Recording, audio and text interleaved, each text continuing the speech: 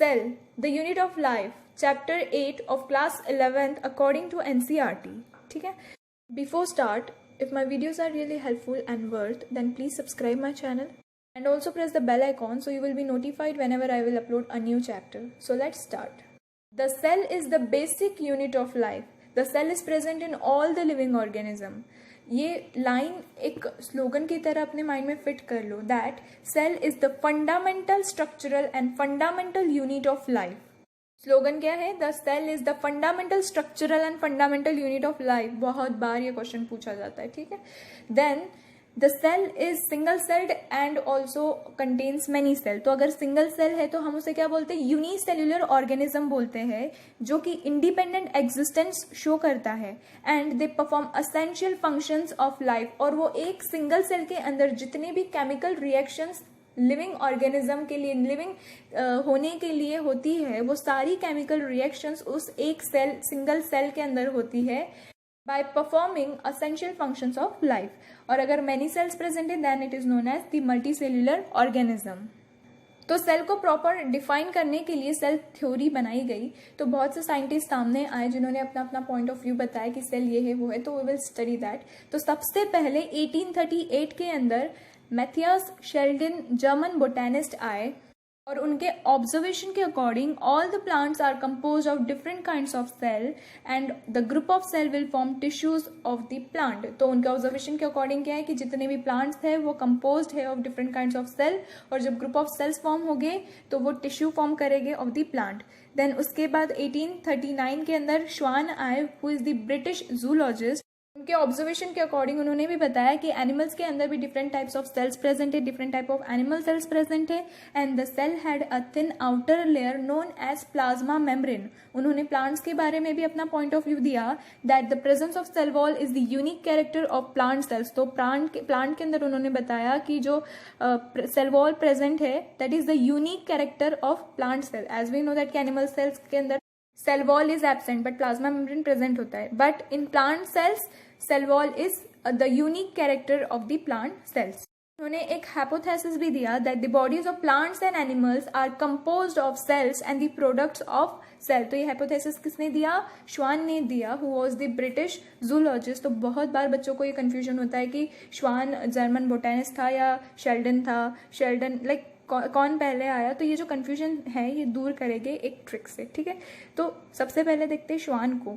हिंदी में डक को श्वान भी बोला जाता है ना, श्वान या स्वान ऐसे कुछ बोला जाता है. तो आप वो वर्ड याद करो, वो एनिमल को याद करो, और वो एनिमल कैसा होता है? वाइट होता है.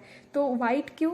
तो वो ब्रिटिश है. And the second thing zoologist, because that is the animal. तो वो क्या होगा? जू के अंदर जाएगा, जू में प्रेजेंट होगा. तो दैट इज द जूलॉजिस्ट. तो डक को याद करके आप श्वान और शेल्डन का अच्छे से क्लियर हो जाएगा. ठीक है. तो सबसे पहले 1838 के अंदर शेल्डन आए, who was the German botanist. तो जो बच गया वो क्या रहेगा? शेल्डन रहेगा. और श्वान क्या है? फिर उसके बाद 1839 में श्वान आए, who was the British zoologist. तो श्वान में आपको क्या याद रखना है? डक. देन उसके बाद 1855 में रुडोल्फ विर्चो आए and he said that the cell divided and new cell formed from the pre existing cells. और उन्होंने ये नाम दिया that is the omnis cellula e cellula. ये भी बहुत बार पूछा जाता है. तो ये omnis cellula e cellula was given by Rudolf Virchow, जिन्होंने बताया कि सेल्स डिवाइड होते हैं और न्यू सेल्स को फॉर्म करते हैं from the pre existing sales. आगे चल के इन तीनों के ऑब्जर्वेशन को मिक्स कर दिया गया और एक ही हाइपोथेसिस बनाया गया that all the living organism are composed of cells and products of cells, and the second one is all cells arise from pre existing cells. So this hypothesis is the most accepted hypothesis, most accepted theory, कि जितने भी living organism है वो composed of cells and the products of cells, and the second one कि जितने भी sales है वो अराइज होते हैं प्री एग्जिस्टिंग सेल्स से ही. Then for the very first time Leeuwenhoek sir आए और उन्होंने सेल को, लाइफ सेल को ऑब्जर्व किया और डिस्क्राइब की अंडर द माइक्रोस्कोप. देन उसके बाद रॉबर्ट ब्राउन आए और उन्होंने न्यूक्लियस को डिस्कवर किया. ठीक है. As we know that nucleus is the most important part of this cell. Nucleus cell के अंदर ब्रेन की तरह काम करता है और सेल हर एक्टिविटी को कंट्रोल करता है. As nucleus contains genetic material having chromosomes. तो न्यूक्लियस के अंदर क्रोमोसोम एंड देन क्रोमोसोम के अंदर DNA that is the genetic material present होता है. Let's differentiate between the eukaryotic and prokaryotic. तो हमने अब तक जितना डिस्कस किया उसके बेसिस पर मेम्ब्रेन बाउंड न्यूक्लियस जो है वो यूकैरियोटिक में प्रेजेंट होता है, वाइल प्रोकैरियोट्स जो है वो लेक करते हैं मेम्ब्रेन बाउंड न्यूक्लियस, प्लस इनके पास जो ऑर्गेनल्स प्रेजेंट होते हैं वो भी मेम्ब्रेन बाउंड नहीं होते हैं। Then semi fluid matrix that is cytoplasm यहाँ पर भी प्रेजेंट होता है, और साइटोप्लाज्म प्रोकैरियोटिक में भी प्रेजेंट होता है। साइटोप्लाज्म के अंदर वेरियस केमिकल रिएक्शंस होते हैं, और ये केमिकल रिएक्शंस जो है वो सेल को लाइव रखती है, keep cell in living state, इसीलिए केमिकल रिएक्शंस होते हैं in cytoplasm. Then prokaryotic cell lacks membrane bound organelles. So as we discuss कि प्रोकैरियोटिक सेल के अंदर ना न्यूक्लियस मेम्ब्रेन बाउंड होता है, ना सेल ऑर्गेनल्स मेम्ब्रेन बाउंड होते हैं। But eukaryotic cell have membrane bound structure that is organelles. तो लेकिन यूकैरियोटिक में न्यूक्लियस भी मेम्ब्रेन बाउंड होता है और सेल ऑर्गेनल्स भी मेम्ब्रेन बाउंड होते हैं। Example endoplasmic reticulum, Golgi complex, lysosome, mitochondria, microbodies and vacuoles. Cell differ greatly in size, shape and activity. So as we know that there are various types of cells depending on their size, shape and activity. So the smallest cell is mycoplasma, which is 0.3 μm in length. The largest cell is single cell, that is the egg of an ostrich. Human RBC is 7 μm in diameter and bacteria is about 3 to 5 μm, and the longest cell is nerve cell. Okay, then cell vary greatly in shape, that is they may be disc like, polygonal, columnar, cuboidal, thread like, irregular. Shape vary in with the function they perform. तो shape जो है वो depend करता है कि कैसा function वो perform कर रहे हैं, on the basis of their function उनका shape जो है वो determine होता है। Non membrane bound organelles. तो नॉन मेम्ब्रेन बाउंड ऑर्गेनल्स जो कि यूकैरियोटिक में भी प्रेजेंट है लेकिन फिर भी नॉन मेम्ब्रेन बाउंड है, तो ये ऐसे ऑर्गेनल्स है जो कि यूकैरियोटिक में भी प्रेजेंट है, प्रोकैरियोटिक में भी प्रेजेंट है, लेकिन फिर भी नॉन मेम्ब्रेन बाउंड है। सो लेट्स सी कौन कौन से ऑर्गेनल्स है। That is the ribosomes and the centrosome. तो यहाँ पर राइबोसोम जो है वो सभी में फाइंड होता है, सभी में पाया जाता है, in eukaryotic as well as in prokaryotic. They are also found within the plants and animals. तो प्लांट्स के अंदर ये क्लोरोप्लास्ट के अंदर पाया जाता है, और एनिमल्स के अंदर ये rough endoplasmic reticulum and mitochondria के अंदर प्रेजेंट होता है। Then centrosome. तो centrosome helps in cell division. ये याद रखना, सेंट्रोसोम का फंक्शन क्या है कि वो हेल्प करता है in cell division. So there are two types of non-membrane bound organelles, that is the ribosome and the centrosome. Okay, होता है। Then the prokaryotic cell. So prokaryotic cell से हमें क्या समझ में आता है? प्रो मतलब कि प्रिमिटिव और कैरियोटिक मतलब कि न्यूक्लियस। मतलब प्रोकैरियोटिक सेल जो वो primitive type of nucleus contain करता है, पुराने जमाने का, लाइक सबसे पहला एंशिएंट टाइम का जो लाइक सबसे पहले जो इवॉल्व हुआ था उस टाइप का न्यूक्लियस ये कंटेन करता है, और इसीलिए इसमें इतनी ज़्यादा फंक्शंस और इतने ज़्यादा जो है वो कैरेक्टर्स नहीं है प्रेजेंट जितने होने चाहिए। ठीक है। Then it is the smaller and multiply more rapidly than eukaryotic cell. हाँ, यहाँ पर ये क्या है कि ये छोटा है than eukaryotic cell and can multiply more rapidly than eukaryotic cell. तो ये यूकैरियोटिक सेल से छोटा भी है और उससे ज़्यादा मल्टीप्लाई भी कर सकता है, हो सकता है। Then represented by bacteria, blue green algae, mycoplasma, PPLO. PPLO क्या है यहाँ पर? That is the pleuropneumonia like organism which is also a smallest cell. Okay, and mycoplasma हमने पहले भी डिस्कस किया है, तो उसके अंदर हमने पढ़ा था कि ये ऐसा सेल है जो कि सेल वॉल कंटेन नहीं करता है। दूसरा, ये विदाउट ऑक्सीजन भी अलाइव रह सकते हैं। ऐसे 2-3 कैरेक्टर्स हमने पढ़े थे, तो प्लीज अच्छे से माइकोप्लाज्मा को याद रखना। 4 बेसिक शेप्स ऑफ बैक्टीरिया। तो बैक्टीरिया के 4 बेसिक शेप्स होते हैं, that is the bacillus, caucus, vibro and spirillum. So bacillus is rod like, it is, as you can see in the diagram, it is rod like. So bacillus is rod like. Then coccus is spherical, as you can see diagram, it is spherical in shape. Vibro is comma shape and spirillum is spiral, as you can see in the diagram. Okay, तो as we discuss prokaryotic cell के पास ना well defined nucleus present होता है। यहाँ पर genetic material is basically naked, not enveloped by a nuclear membrane. तो हमने जैसे कि डिस्कस किया, प्रोकैरियोटिक सेल का ना न्यूक्लियस वेल डिफाइंड होता है, ना इसके अंदर ना सेल ऑर्गेनल वेल डिफाइंड है, ना यहाँ पर जेनेटिक मटेरियल जो है वो एनवेलप्ड है बाय न्यूक्लियर मेम्ब्रेन। तो ऑब्वियसली यहाँ पर न्यूक्लियस वेल डिफाइंड नहीं है, तो यहाँ पर जेनेटिक मटेरियल भी नेकेड रहेगा without nuclear membrane. Bacteria have small circular DNA outside the genomic DNA. तो बैक्टीरिया का यहाँ पर स्पेशल कैरेक्टर प्रेजेंट है, मतलब कि जेनोमिक डीएनए के अलावा भी यहाँ पर एक DNA प्रेजेंट है, that is the unique phenotypic character to such bacteria, जो कि यूनिक कैरेक्टर है present in the bacterias like plasmids. तो ये प्लाज्मिड बहुत इंपॉर्टेंट रोल प्ले करता है, जो कि हम अच्छे से डिटेल में पढ़ेंगे इन क्लास 12th। सो ये क्या यूज करता है, कैसे यूज किया जाता है? It is use to monitor bacterial transformation with foreign DNA। तो यहाँ पर ये बैक्टीरियल ट्रांसफॉर्मेशन करता है विद द फॉरेन DNA, और फिर एक नया ऑर्गेनिज्म तैयार हो जाता है, जिससे बहुत सारी मेडिसिन वगैरह जो है वो तैयार भी हुई है। ठीक है, तो ये हम डिटेल में पढ़ेंगे in genetics chapter in class 12th। Except ribosome no organelle is same found in eukaryotes. तो हमने जैसा कि डिस्कस किया, यहाँ पर सिर्फ और सिर्फ राइबोसोम एक ऐसा ऑर्गेनेल प्रेजेंट है जो कि यूकैरियोटिक में भी पाया जाता है और प्रोकैरियोटिक में भी पाया जाता है। बाकी इसके अलावा और कोई ऑर्गेनेल्स ऐसे नहीं है जो कॉमन प्रेजेंट है प्रोकैरियोटिक और यूकैरियोटिक दोनों में। ठीक है, this prokaryotes contain single chromosome और अ सर्कुलर DNA। तो यहाँ पर जेनेटिक मटेरियल कैसा प्रेजेंट है, दैट इज सर्कुलर फॉर्म में प्रेजेंट है, दैट इज सर्कुलर DNA यहाँ पर प्रेजेंट है। Then a specialized different form of cell, that is cell membrane is present, that is the mesosome. तो मेसोसोम यहाँ पर एक specialized different form of cell membrane present है in prokaryotes, जो कि कैरेक्टरिस्टिक है सिर्फ और सिर्फ प्रोकैरियोट्स का। ये कैसा है, is enfolding of cell membrane। तो ये enfolding as you can see in the diagram, these are the enfoldings of the cell membrane, जो कि फॉर्म हुए by the extensions of the plasma membrane in the form of vesicles, tubules and lamella। तो जिस time पे plasma membrane का extension हो रहा था, उस टाइम पर मेसोसोम भी अराइज हो गया in the form of vesicles, tubules और लैमेला के फॉर्म में, जो कि बहुत इंपॉर्टेंट रोल प्ले करता है in prokaryotics. Like they help in cell wall formation, cell wall formation में ये हेल्प करते हैं, DNA रेप्लिकेशन में फॉर्म करते हैं। DNA रेप्लिकेशन अगर यहाँ पर हो रहा है तो distribution of new daughter cells, मतलब कि यहाँ पर एक नया सेल जो है वो अराइज होगा, क्योंकि यहाँ पर ये मेसोसोम DNA रेप्लिकेशन में हेल्प कर रहा है। Then they also help in respiration, respiration में भी हेल्प करते हैं। They also secrete process, secretion process भी फॉर्म करते हैं ये। And they increase the surface area of the plasma membrane and enzymatic content. तो ये इंक्रीज करते हैं surface area of the plasma membrane, और एंजाइमेटिक कंटेंट भी ये कंटेन करते हैं। So mesosome is a very important and the specialized different form of cell membrane which is present in prokaryotic, which is a characteristic of prokaryotic, that is the mesosome, जो कि बहुत important role play करता है, जो कि form हुआ है that जब एक्सटेंशन हो रहा था प्लाज्मा मेम्ब्रेन का इन the form of vesicles, tubules and lamella, इसके फॉर्म में ये मेसोसोम जो है वो फॉर्म हुआ है, जो कि इंपॉर्टेंट रोल प्ले करता है in the cell wall formation, DNA replication and distribution of daughter cells. They also help in respiration, secretion processes and increase the surface area of plasma membrane and they have enzymatic content.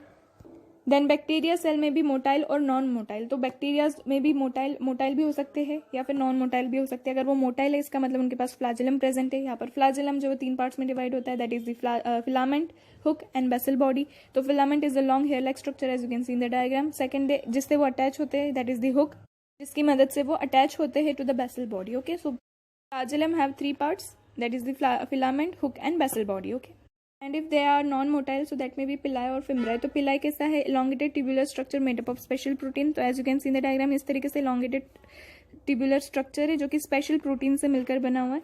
And fimbria है, तो fimbria is a small bristle like fibres sprouting out of the cell. तो as you can see here, ये छोटे छोटे fibres है जो कि present है आउटसाइड द सेल।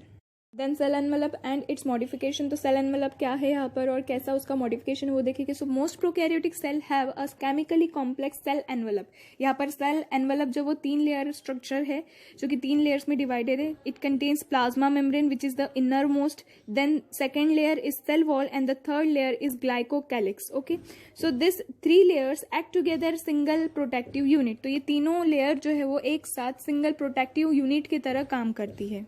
3 लेयर कौन कौन से यहाँ पर, the inner most is plasma membrane, second one is cell wall and the third one is glycocalyx.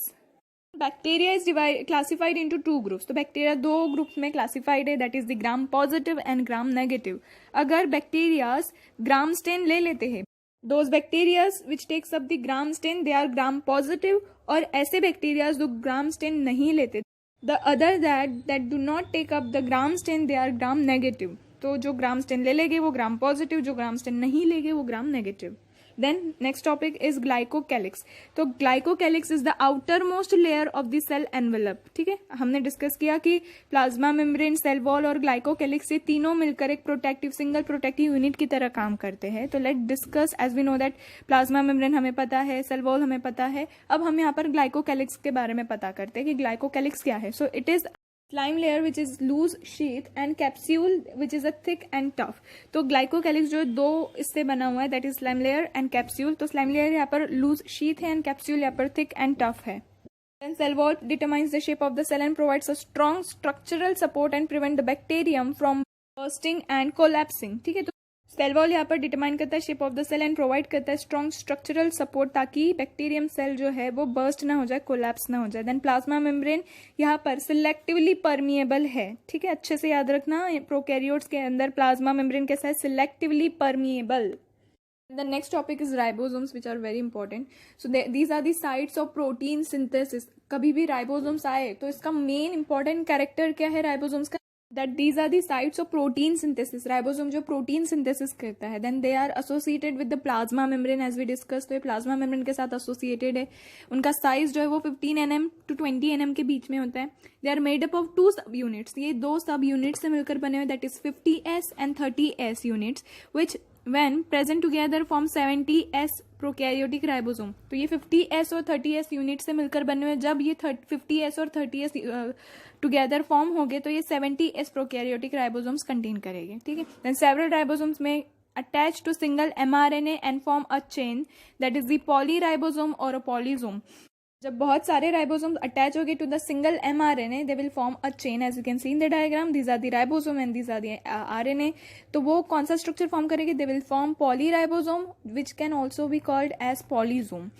तो ये पॉलीराइबोसोम क्या फंक्शन परफॉर्म करते हैं, they translate mRNA into the protein. तो ये mRNA को प्रोटीन में कन्वर्ट करते हैं. As we know that ribosome का फंक्शन क्या है कि वो these are the sites of protein synthesis. तो ये प्रोटीन सिंथेसिस करके क्या करेंगे, mRNA को कन्वर्ट कर देंगे, ट्रांसलेट कर देंगे into the protein. The next is inclusion bodies. So these are the reserved material in prokaryotic cell that are stored in the cytoplasm in the form of inclusion bodies. तो ये ऐसे reserved material है जो कि store किए जाते cytoplasm में prokaryotic cell के अंदर in the form of inclusion bodies.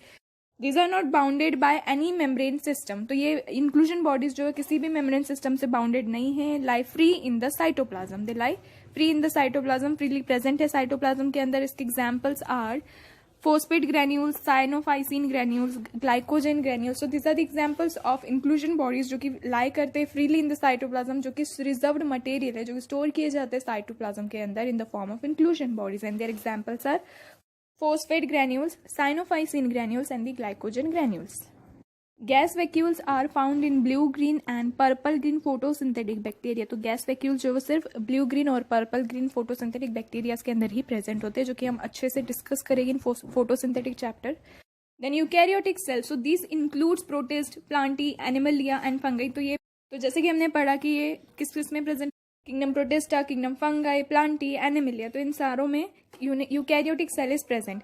Extensive compartmentalization of cytoplasm. Compartmentalization मतलब presence of membrane bound organelles, मतलब कि यूकैरियोटिक के अंदर कंपार्टमेंटलाइजेशन है, मेम्ब्रेन बाउंड ऑर्गेनल्स जो है वो प्रेजेंट है in cytoplasm. They have organized nucleus with nuclear envelope. As we discussed कि यूकैरियोटिक सेल के अंदर well organized, well developed nucleus present है with a nuclear envelope. They have variety of complex locomotory and cytoskeletal structures. तो eukaryotic cell के अंदर varieties of complex locomotory और cytoskeletal structures present है. यहाँ पर genetic material is well organized with the presence of chromosomes. तो यहाँ पर जेनेटिक मटेरियल बहुत अच्छे से ऑर्गेनाइज्ड है जहाँ पर क्रोमोसोम प्रेजेंट है. मतलब यहाँ पर DNA plus histone protein form होगा. हिस्टोन प्रोटीन जो क्रोमैटिन फॉर्म करेगी और क्रोमैटिन जो फाइनली क्रोमोसोम फॉर्म करेगी. तो यहाँ पर जो है वो वेल ऑर्गेनाइज्ड जेनेटिक मटेरियल है.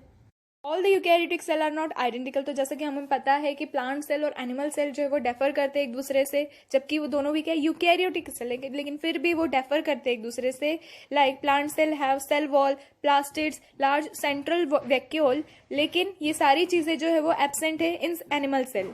And animal cells have centrioles, centriole जो कि एब्सेंट है in plant cell. So plant cells के पास क्या क्या है, सेल वॉल है, प्लास्टिड्स है और लार्ज सेंट्रल वैक्यूल है जो कि एब्सेंट है in animal cell, while animal cells के पास सेंट्रियोल्स है जो कि एब्सेंट है in plant cell. Okay, then in next video we will discuss about plasma membrane, cell wall, endomembrane system in which endoplasmic reticulum, rough endoplasmic reticulum, smooth endoplasmic reticulum, Golgi complex and all the cell organelles which are present in eukaryotic cell we will discuss in detail बहुत अच्छे से.